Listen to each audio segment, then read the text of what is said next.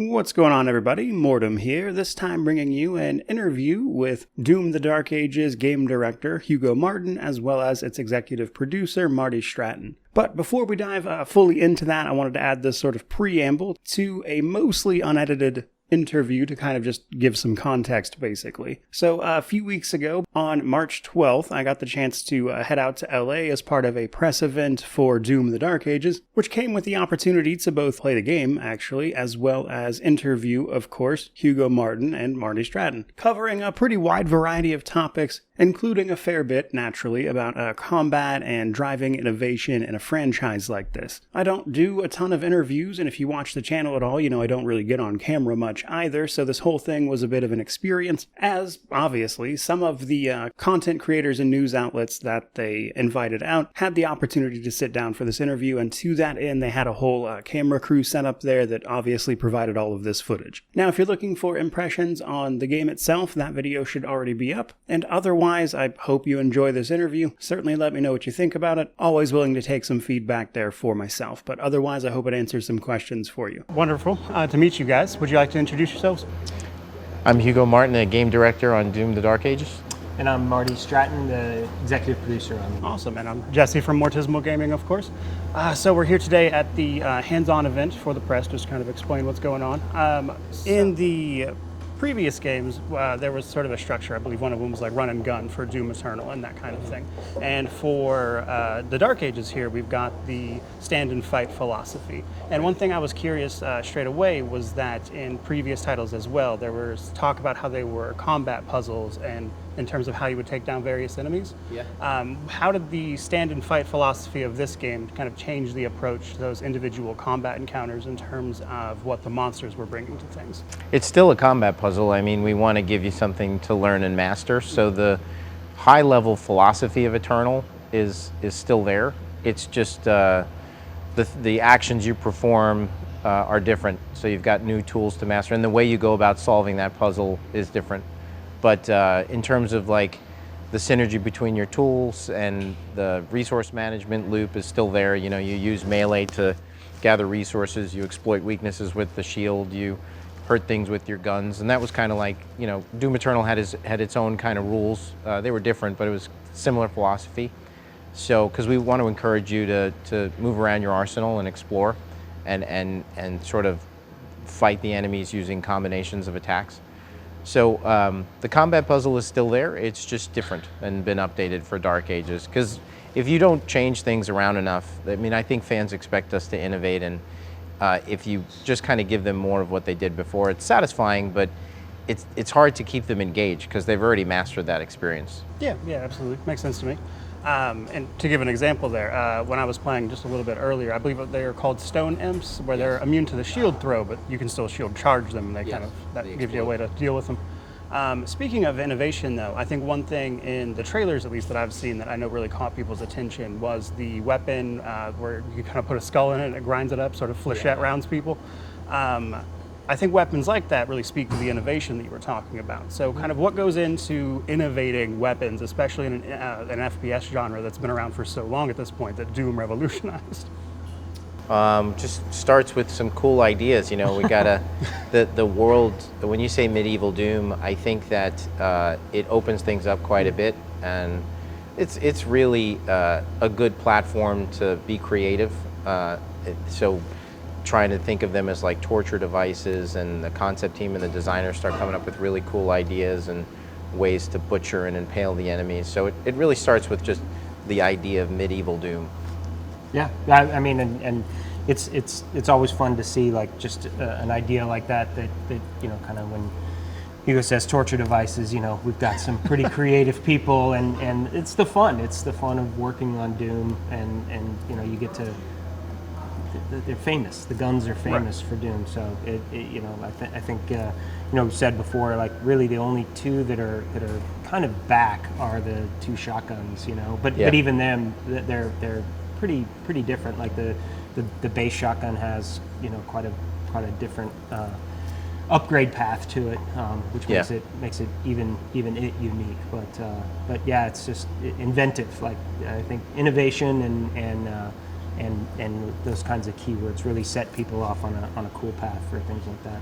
Yeah, it's important because I think when you're handed a brand new toolkit that's unlike anything that you've played before in a Doom game, then part of the engagement is just the novelty of it all. Like, you've never shot a Skull Crusher, you know? Right. So if we just handed you micro missiles again from Eternal, you know, it's cool. It's like seeing an old friend, but I think getting to learn and master some new tools is a big part of what we focused on, because I think that's what helps make Doom the Dark Ages feel fresh and engaging. Gotcha. Now, as part of some of those new weapons, I believe the new melee system was a big focus as well. Were there any challenges incorporating not only new melee weapons, but also the sort of stand and fight philosophy as well? Was it just, how do you incorporate the shield and then like a flail, or, but still make that feel comparatively different than, say, using just the power gauntlet? Were there any challenges there? I think we want you to stand and fight against the biggest enemies we have. It's certainly a strafe to aim, classic Doom combat game. You've seen the projectiles move slow, you weave between them. But against the heaviest enemies, the best way to fight them is to stand and fight. Some of them pressure you, and some of them you have to pressure them to get in close, like the Cyber Demon. So if you're going to stand and fight, we definitely have to give you the tools to do that. And that's where the shield parry and the melee weapons come into play. Every time you parry, you charge up your melee strikes. You have 3 of them with the gauntlets, 3 with the flail, and then 1 or 2 with the mace. 2 with the mace, I should say, max.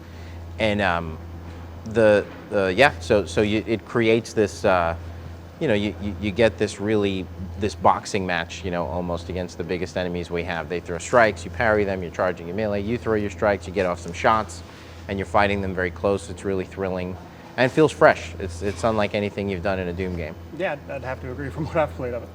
And you're just getting a taste, honestly. Like it's amazing. I mean, he's mentioning the mace. I mean, like when you get to that point, and then you get down your upgrade trees on each of the melees. I mean, it's pretty deep as far as how you can exploit those down. As you build them up throughout the game, and you kind of find these combos between the melee weapons and your guns that really like complement each other in very cool ways. So it's neat.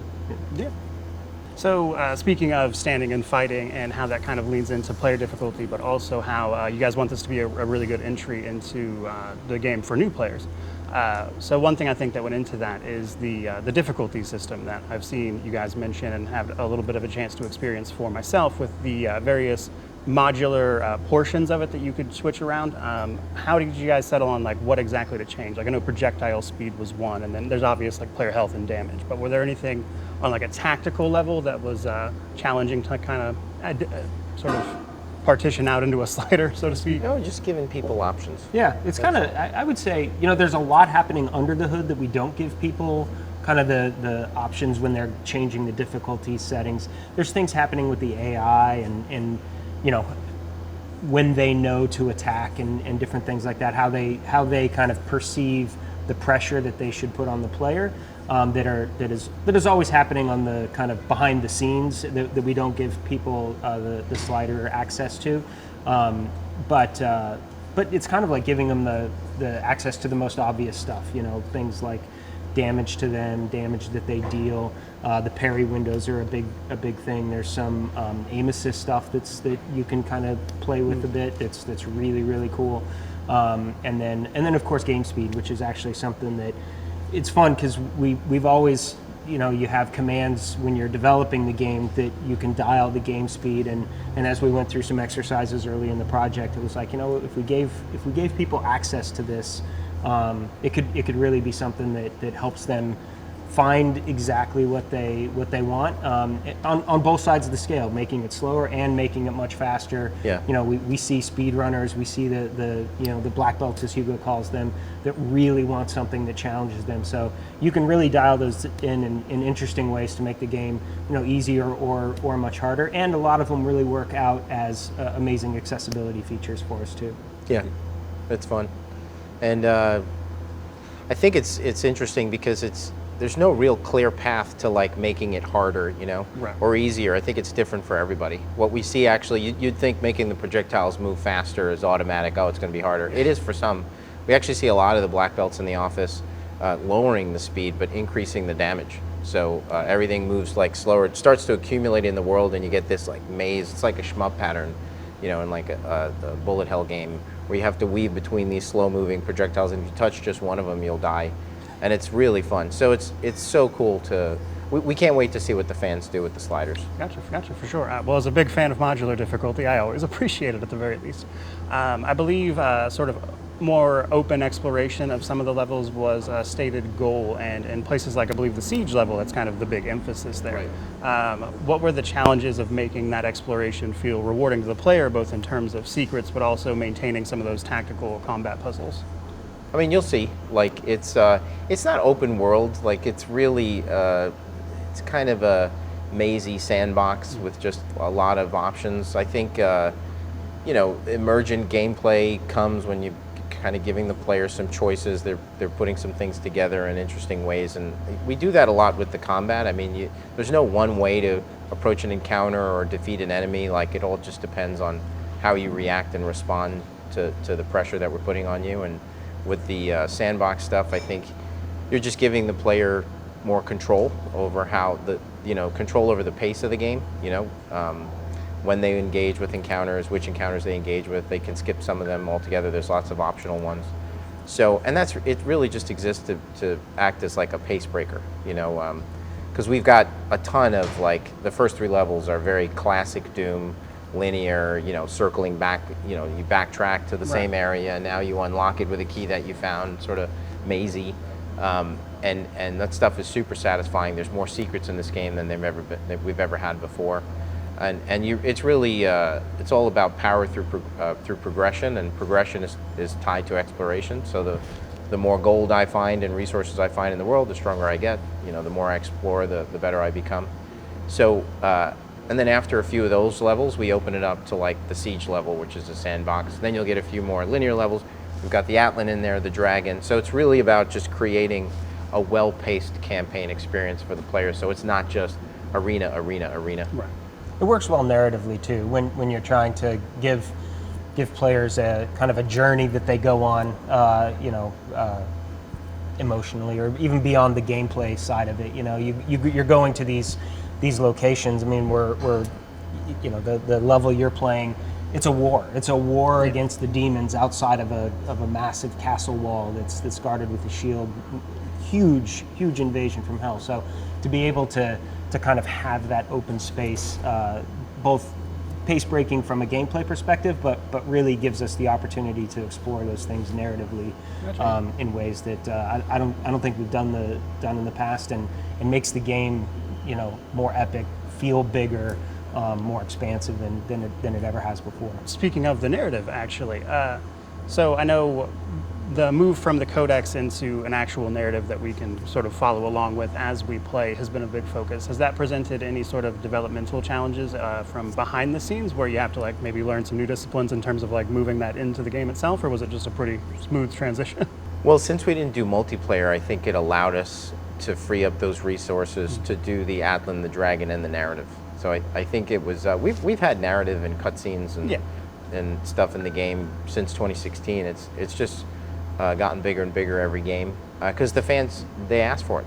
They're really engaged by it. We always say like some of the biggest first questions we get asked about is the lore and stuff, and I think they want they don't mind having a story in Doom. They just want it to be a good story, a story that complements the game, that fits in with the genre, you know, that enhances the experience. You know, through narrative we could build up adversaries, take you to new locations, give you bigger challenges to overcome, you know, and really motivate the player, you know, provide extra motivation. So it's been exciting for us to expand that part of the game.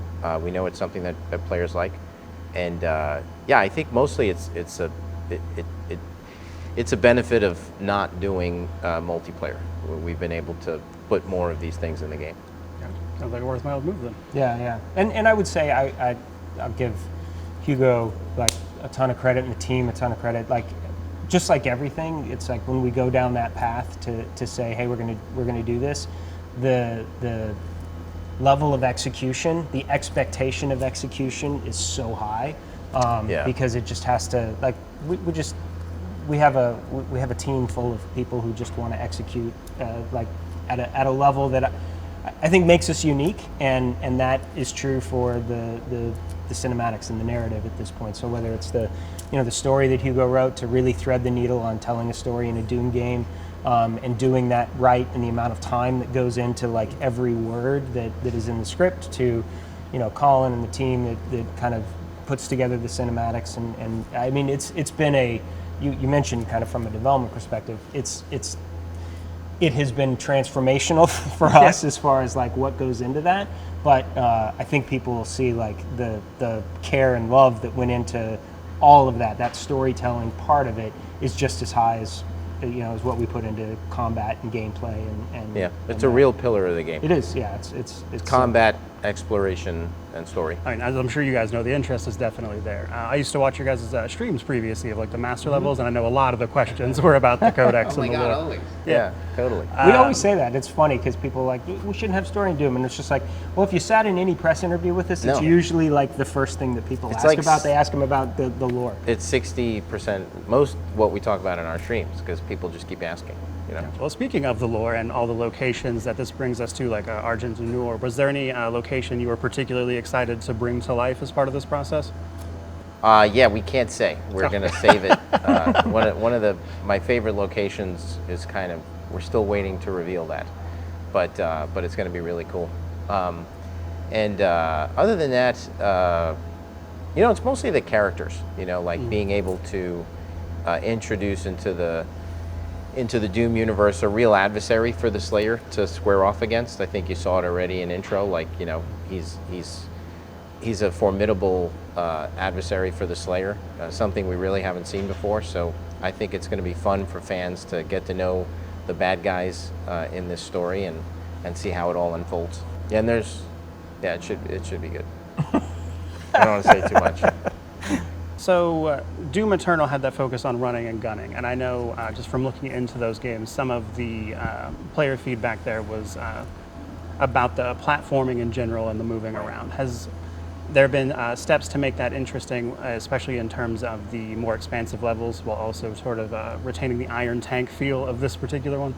Yeah, I mean, it's more grounded, so we're keeping you on the ground by design, just a different power fantasy, and something that feels closer to the original Doom. And then that's had an impact on the puzzles, for sure. I would say the puzzles are more grounded as well. But your shield allows you to traverse through the space in interesting ways. So if, as we said, you throw it into some of these green zombies hanging from the wall, you could leap across chasms, you can break chains, do all kinds of things. So the puzzles are still there. I just think they're more grounded, a little bit more intuitive, and they really, really play off all the utility of your shield. All right. Well, that actually just pretty much wraps up all of my questions. So unless you guys have anything else you'd like to add just for the sake of it, I think that's pretty much going to do it. Thanks. Fair enough. All right. Well, it was a pleasure having you guys, and I appreciate your time. Thank you. Awesome. Appreciate you being here. Good meeting you. Absolutely. Thanks a lot. Absolutely.